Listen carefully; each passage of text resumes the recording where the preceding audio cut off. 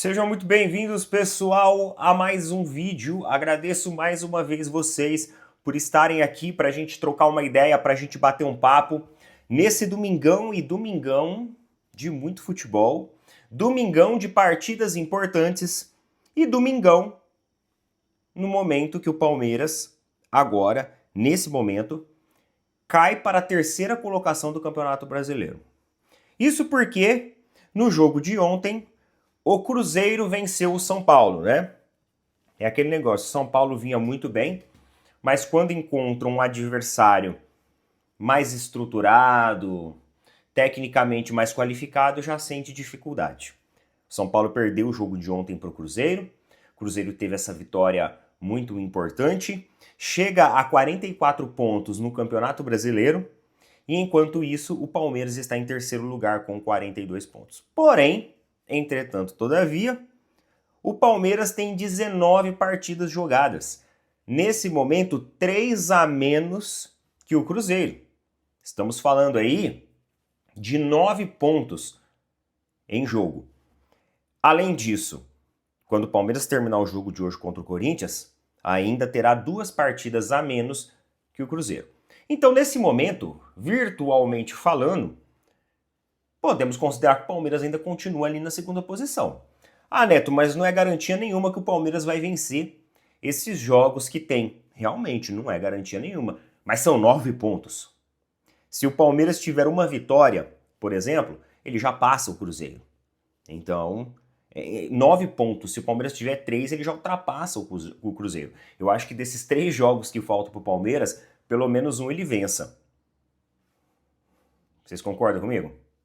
E hoje nós temos um jogo muito importante contra o Corinthians.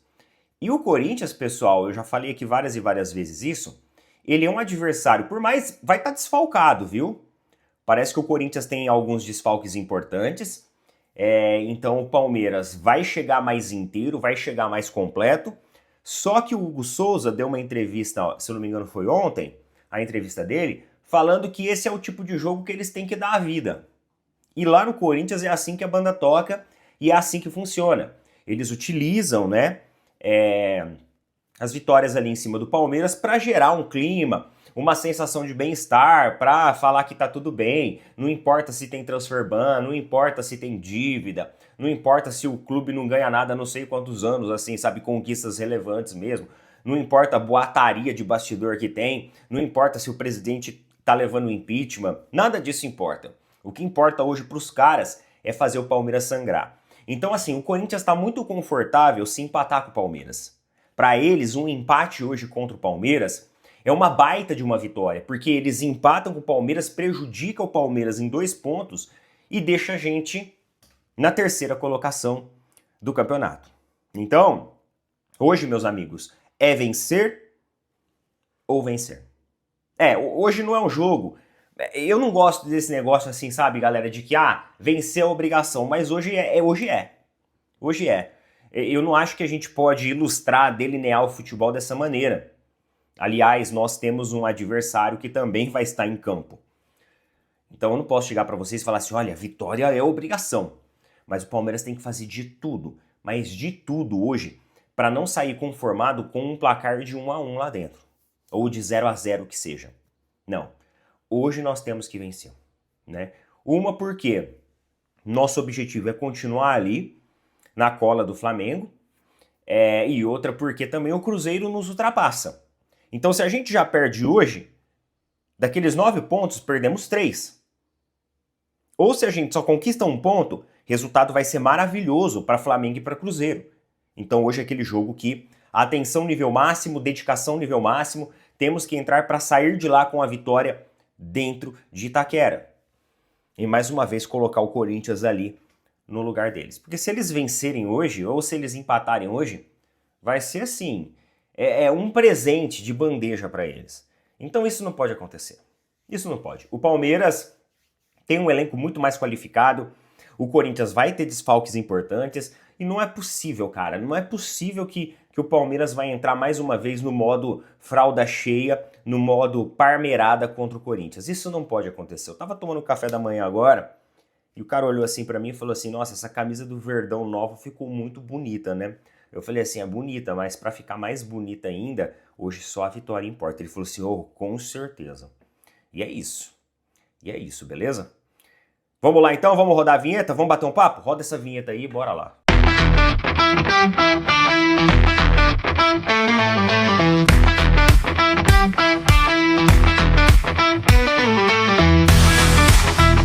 Meus amigos, não se esqueçam de apoiar os nossos parceiros aqui, ó, do Energia com Desconto. Tá querendo desconto de energia na sua fatura? A fatura residencial ou da sua empresa, ela tá muito alta? Fique sabendo então que todos os meses você pode economizar energia. Sem pagar absolutamente nada, sem ter taxa nenhuma, é um serviço gratuito. E quem disponibiliza é a galera do Energia com Desconto.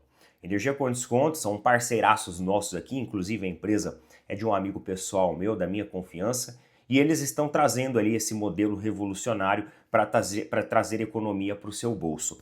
Então, se você tem uma fatura de R$200 para cima, tanto residencial quanto empresarial, saiba que você já pode economizar energia. Então, cada estado, pessoal, tem uma regra. Cada estado tem uma porcentagem de economia em cima ali da sua fatura. Então entre em contato com eles ali, estou colocando um link fixado nos comentários e também o QR Code aqui, vai abrir lá um chat com eles e converse de todas as suas dúvidas. É de graça, não paga nada e aí você vai entender a porcentagem de economia que você tem todos os meses aí para o seu estado, para a sua região, entendeu? Entender ali o plano de cobertura, né, que está disponível aí. Cada região tem uma porcentagem diferente. Estado de São Paulo é uma, Minas é outro, Rio de Janeiro é outro. Então consulta lá com eles, tá? É tudo gratuito, consulta gratuita, adesão gratuita. Em 10 minutos você já está economizando energia, beleza? Energia com desconto, galera. Tamo junto. E por falar em Corinthians, as notícias pro Corinthians, elas não são boas.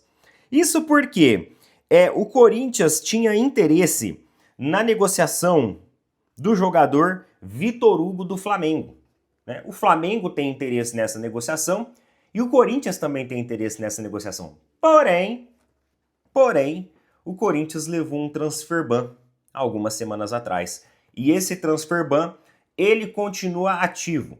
Portanto, o Corinthians não pode, é um transfer ban da FIFA, o Corinthians não pode sequer contratar nenhum jogador enquanto pelo menos não regularizar a situação ali da compra, né, da contratação do Félix Torres, né, que foi o Santos Laguna do México, que entrou com a FIFA pedindo um transfer ban porque a equipe do Corinthians não quitou ali as suas dívidas com a equipe. Então a FIFA foi lá, acatou e o Corinthians nesse momento está impossibilitado de fazer novas contratações. E isso fez com que a contratação do Vitor Hugo declinasse. E agora é bem provável que ele está se transferindo para o Santos por empréstimo. Então, o Corinthians não consegue essa negociação. Além disso, tem outra notícia aqui do Corinthians também. De acordo ali com o levantamento financeiro, a dívida do Corinthians cresceu. A dívida do Timão cresceu e chegou a 2,6 bilhões de reais. Olha lá, hein? Se continuar se esforçando, é que levou transfer ban. Porque se o Corinthians não tivesse levado o transfer ban, até o final do ano o Corinthians batia os 3 bi de dívida. O Corinthians batia esse recorde. Não duvidem dos caras lá. E assim, os caras estão desesperados agora para quebrar esse transfer ban. Então, se esse transfer ban ele for quebrado, você pode ter certeza que no final do ano a gente chega com a notícia de que a dívida corintiana bateu os 3 bilhões de reais. 2,6 bilhões e contando, hein? E contando. É por isso que eu falo para vocês. Vocês entendem que essa notícia dos 2,6 bilhões, ela pode ser ofuscada por uma vitória hoje? E lá no Corinthians eles adoram fazer isso. Então é por isso que o Palmeiras tem que dar as cartas para a realidade. Palmeiras tem que fazer com que o destaque do Corinthians nos jornais, nos sites de internet amanhã, seja a dívida de 2,6 que cresceu, já cresceu 100 milhões, né, nos últimos meses, e também a derrota para o Palmeiras dentro de Itaquera. É isso. Esse tem que ser o destaque amanhã. Pelo amor de Deus, Palmeiras. Vamos lá. Abel Ferreira. Não é possível, cara. Não é possível. Pô, dá uma injeção de ânimo nesses caras aí no vestiário. Ultimamente tem entrado ali com uma postura apática, com uma postura covarde em campo. Pelo amor de Deus, a gente não pode perder para esses caras, não. Olha só, olha, os caras estão no buraco, velho. Os caras estão no buraco. Vai chegar lá ainda, vai perder ou vai empatar pros caras, vai perder pontuação, vai sangrar pros caras e ainda a gente vai ser ultrapassado pelos nossos adversários na tabela. Tem muita coisa em jogo. Um jogo do Corinthians tem muita coisa em jogo, ainda mais se tratando do cenário atual. Então não dá para perder desses caras não. Pelo amor de Deus, galera. Não. Beleza? Vamos aos horários dos jogos. Vamos ver aqui. 18h30, tá? Palmeiras e Corinthians às 18h30. Antes nós temos um jogo também importante, que é o jogo do Flamengo. Flamengo e Grêmio às 16 horas contra, né? Flamengo e Grêmio, né? Já é meio óbvio já. Eu acho que o Flamengo vence lá no Maracanã, o Grêmio. O Grêmio vem numa situação muito complicada, tem alguns desfalques importantes também. Ah, Neto, mas o Flamengo também tem desfalque. Mas o desfalque do Flamengo acaba sendo suprido por jogadores também de ótima qualidade técnica. Sai um jogador bom, entra outro jogador, às vezes até melhor ainda. Por exemplo, às vezes entra um Luiz Araújo no segundo tempo, que traz dinamicidade, traz velocidade, traz ímpeto físico, traz chutes de média distância. Então, eu acredito que pelo conjunto de tudo, jogo no Maracanã, Flamengo em primeiro lugar, o foco no Campeonato Brasileiro, o Grêmio numa má fase, o Flamengo com um elenco elástico, que você pode tentar mudar a estratégia, tentar mudar o cenário e o rumo do jogo. Eu acredito que com todas essas variáveis, existe a possibilidade, uma grande possibilidade de um resultado positivo para o Flamengo frente ao Grêmio. É por isso que se faz mais importante ainda a vitória do Palmeiras em cima do Corinthians. O Palmeiras tem um desafio chato, viu? Ah, mas Corinthians tem desfalque. Mas dentro de Itaquera, com todo esse bastidor envolvido, vocês sabem, né? Vocês sabem como que funciona lá, a gente já falou sobre isso várias vezes. Eu vou chover no molhado aqui se eu falar isso mais uma vez. Mas bora lá, vamos continuar aqui. E, ontem nós trouxemos um vídeo aí ontem à noite para falar sobre a negociação lá do Gerson. Que o Gerson estava sendo monitorado pelo scout ali do Palmeiras, pela equipe de mercado do Palmeiras e tudo mais. Obviamente que a gente não sabe se essa informação ela é real ou não. Eu trouxe as fontes da notícia aqui para vocês, né? Não é nenhuma fonte assim de, meu Deus do céu, pelo amor de Deus, não tô querendo duvidar da informação das outras mídias, não. Mas assim, não é nenhuma fonte grande de informação. Só que a informação que a gente tem agora pela manhã do Fabrício Romano é que o Zenit não descarta a negociação do Gerson. Informação do Fabrício Romano. Para quem acompanha aí sabe que o Fabrício Romano, ele é um cara de extrema credibilidade dentro aí dos bastidores esportivos, transferências de mercado e tudo mais. Porém, é bem provável que ele seja negociado lá com o mercado lá dos Emirados Árabes. Existe a possibilidade porque o Al Ittihad estaria interessado na contratação do jogador. Então pode ser que ele seja negociado. Isso acaba confluindo com a informação de que o Palmeiras monitora. Porque assim, ele ser negociado com o Al Ittihad não exclui a possibilidade dele estar sendo monitorado pelo Palmeiras. Isso pode acontecer. As duas coisas podem acontecer ao mesmo tempo. Agora, é bem provável que o Zenit acabe indo para a negociação mais financeiramente vantajosa, que provavelmente vai ser a negociação dos caras lá. Além disso, igual eu falei para vocês, eu não acho que o Gerson volte para o Brasil para jogar no Palmeiras. Ele estaria fechando as portas totalmente da carreira dele para o Flamengo, porque eventualmente no futuro ele pode ter espaço no Flamengo. Galera, o futebol, vocês sabem como que é, ele é cheio de idas e vindas e reviravolta. Então eu não acho que ele vai querer fechar a porta de uma vez e jogar no rival. O atleta Marcão falou que... Falamos no vídeo ontem, né? Que o atleta Marcão falou que no Brasil só joga no Flamengo. Então se eventualmente um dia ele voltar para o mercado brasileiro, ser especulado, provavelmente o atleta Marcão vai vir e vai falar assim, não, o Gerson só joga no Flamengo, já falamos isso uma vez. Lá fora ele pode jogar em qualquer equipe, mas aqui dentro vai ser no Flamengo.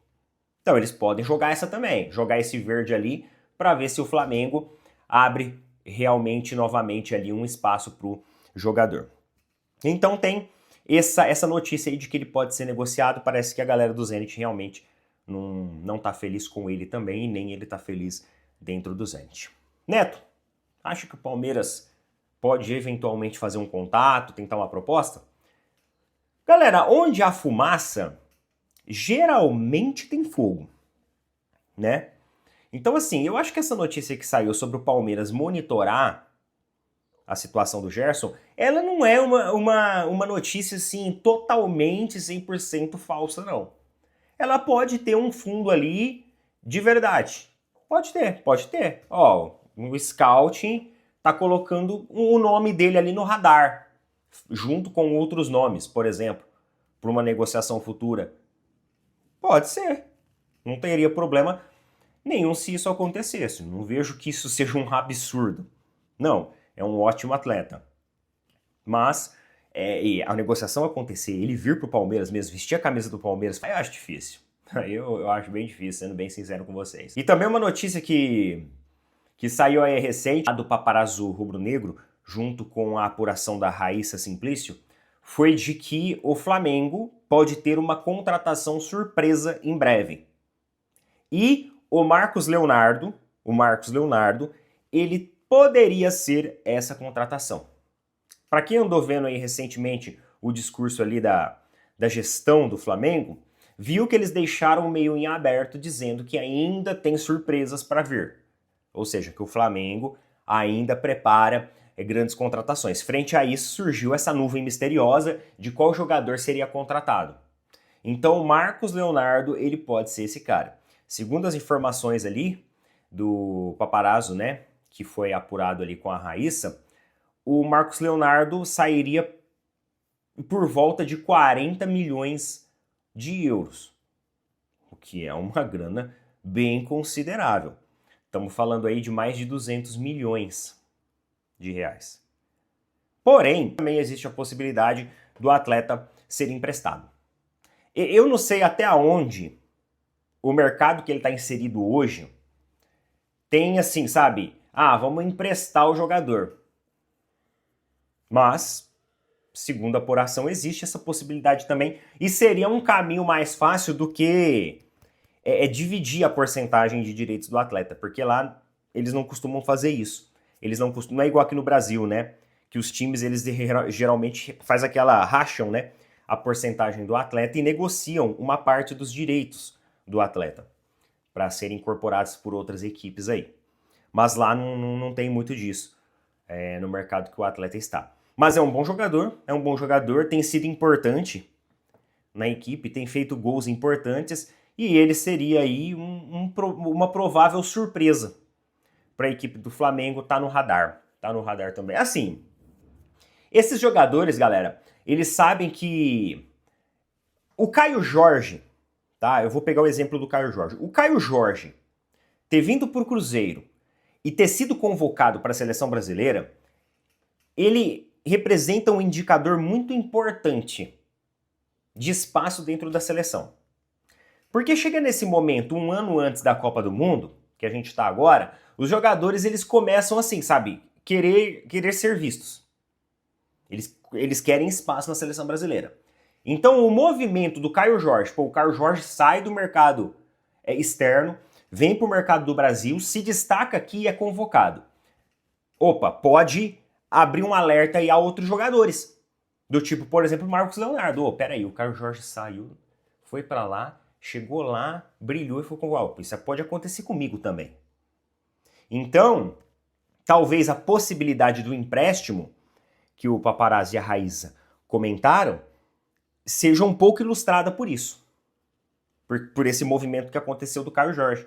Eu acho que isso fala muito em virtude ali de questão de seleção brasileira e tudo mais. Mas, vamos observar, um bom jogador, né? Viria para compor um elenco, obviamente que não sei se seria titular absoluto, mas com certeza seria ali uma ótima segunda opção. Beleza? Coloca nas opiniões aí, tamo junto, valeu, falou, até mais, bom jogo para todo mundo.